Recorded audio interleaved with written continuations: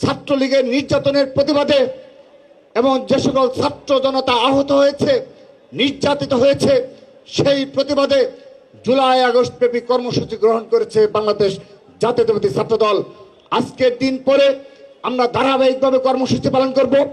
আগামী 12 জুলাই বিএনপি চেয়ারপারসনের গুলশান কার্যালয়ে বাংলাদেশ জাতীয়তাবাদী ছাত্রদলের যে শতাধিক শহীদ নেতা কর্মী সমর্থক শহীদ হয়েছে তাদের পরিবারের সাথে সৌজন্য সাক্ষাৎ করবেন এবং সমবেদনা জ্ঞাপন করবেন এবং মত বিনিময় করবেন বিএনপির ভারপ্রাপ্ত চেয়ারম্যান ছাত্রদলের সাংগঠনিক অভিভাবক জনাব তারেক রহমান।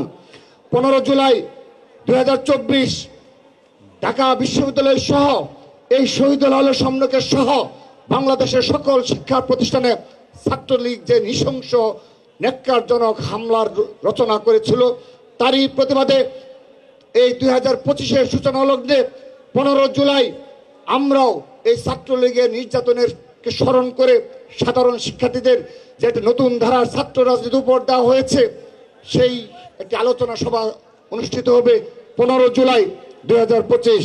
16 জুলাই রংপুরে শহীদ আবু সাঈদের কবর জিয়ারত করা হবে এবং স্মরণ সভা করা হবে এবং এই 16 জুলাই চট্টগ্রামে শহীদ ওয়াসিম আকরামের সমাধিস্থলে কক্সবাজারের পেকুয়ায় আমাদের সেখানে কবর জিয়ারত এবং স্মরণ সভা অনুষ্ঠিত হবে। তারপর আগামী 17 জুলাই ঢাকা বিশ্ববিদ্যালয়ের টিসি অডিটোরিয়ামে শহীদ ওয়াসিম এবং শহীদ আবু সাঈদ স্মরণে স্মরণ সভা করবে বাংলাদেশ জাতীয়তাবাদী ছাত্রদল।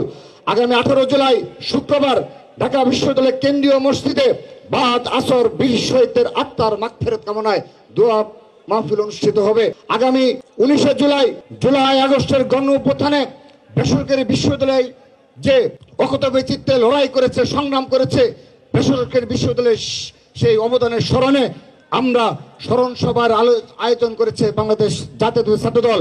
এছাড়াও যাত্রাবাড়ি, শাহবাগ, মিরপুর, রামপুরা, উত্তরা, মোহাম্মদপুরের ব্যাটল ফিল্ডের যে সম্মুখ যোদ্ধা রয়েছে তাদেরকে নিয়ে সে বীরত্বগাথা গল্প নিয়ে বিশেষ স্মরণ সভার আয়োজন করেছে বাংলাদেশ জাতীয়তাবাদী ছাত্রদল।